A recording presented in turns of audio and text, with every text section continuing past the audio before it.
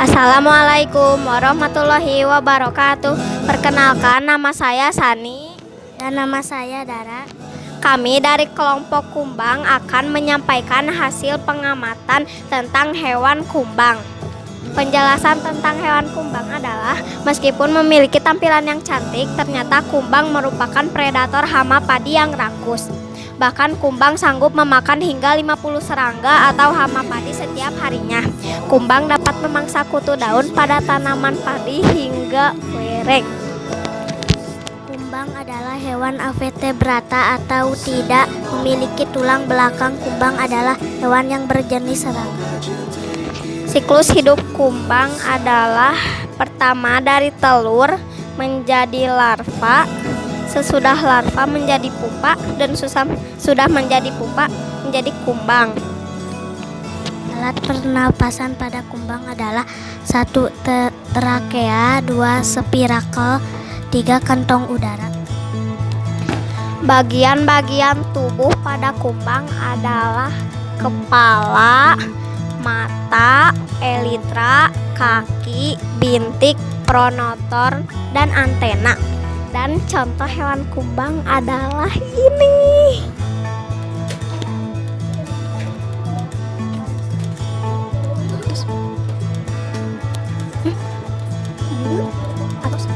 Assalamualaikum warahmatullahi wabarakatuh. Perkenalkan, kami dari kelompok semut akan menyampaikan hasil pengamatan tentang hewan semut. Perkenalkan, nama saya Res. Nama saya Denira. Perkenalkan, nama saya Lola. Alat pernapasan semut adalah hewan berjenis serangga yang bernapas menggunakan trachea. Semut memiliki lubang-lubang pernapasan di bagian dada bernama spirakel. bagian tubuh semut: antena, kepala, mata majemuk, spirakel, pronotum, kaki, perut, tibia, dada, torak, femur, cakar, tarsus, rahang, trakea. Assalamualaikum warahmatullahi wabarakatuh. Perkenalkan, nama saya Naila. Perkenalkan, nama saya Alisti. Kami dari kelompok belalang akan menyampaikan hasil pengamatan tentang hewan belalang. Beberapa hewan yang termasuk serangga adalah belalang. Belalang bernapas dengan trakea. Pada serangga terdapat lubang-lubang kecil terletak di sepanjang sisi kanan kiri tubuhnya. Lubang ini disebut stigma. Stigma berfungsi sebagai tempat keluar masuknya udara. Stigma berhubungan langsung dengan pembuluh-pembuluh trakea yang kemudian digunakan sebagai pengedar oksigen ke seluruh tubuh. Demikian dari kelompok kami. Wassalamualaikum warahmatullahi wabarakatuh.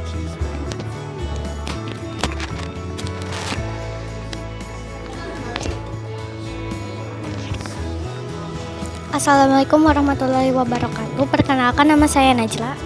Nama saya Nadine. Kami dari kelompok cacing akan menyampaikan hasil pengamatan tentang hewan cacing. Cacing hidup di dalam tanah.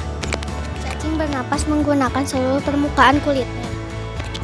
Oksigen diserap oleh permukaan kulit yang basah.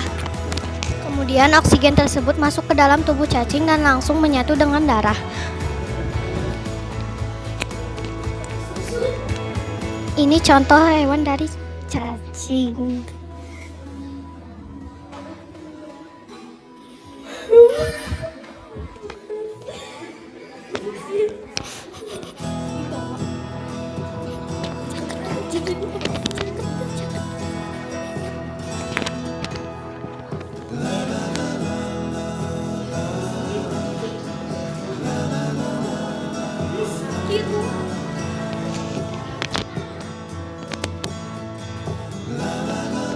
Perkenalkan, kami dari kelompok kupu-kupu, dan perkenalkan saya bernama Fahdul Mubdisipan.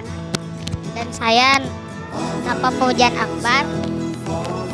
Kami akan menyampaikan hasil pengamatan tentang hewan kupu-kupu. Fungsi struktur tubuh kupu-kupu. 1. Fungsi antena untuk mencium bau nektar bunga dan keseimbangan. 2. Fungsi mata menjemuk adalah untuk mendeteksi gerakan cepat yang dilakukan di sekitarnya, termasuk gerakan remangsa atau hewan lain.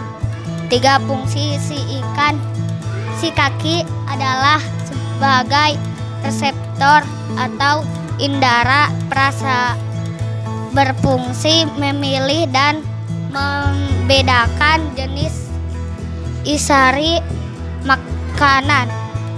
4. Fungsi abdomen adalah menyimpan makanan dan sebagian pencernaan bagi kupu-kupu. Fungsi sayap adalah membantu mereka lepas landas dengan cepat saat melarikan diri dari predator yang akan memangsa mereka. 6. Fungsi toraks adalah sebagai penggerak di mana kaki dan sayap menempel. 7. Fungsi cepal adalah probosit atau alat mulut, mata, dan antena menempel. Fungsi trakea adalah untuk bernapas.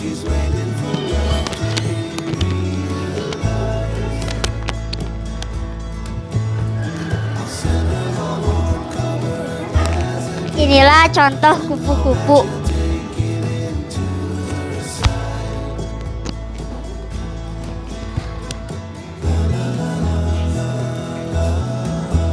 Perkenalkan, saya Satria dari kelompok ikan dan di sini Muapi. Perkenalkan, nama saya Habib.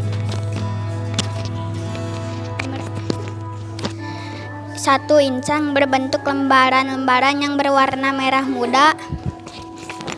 2. Insang terdapat tempat di belakangnya rongga mulut pada kedua sisi kepala ikan. 3.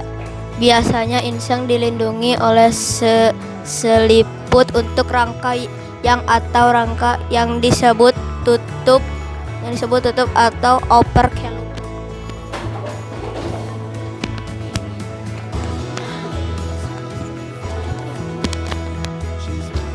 Di sini ada otak, tulang belakang, sumsum tulang belakang, florik, cauca, ginjal, otot, nea, lateralis, gurat sisa, lubang angin, usus, perut, hati, jantung, insang.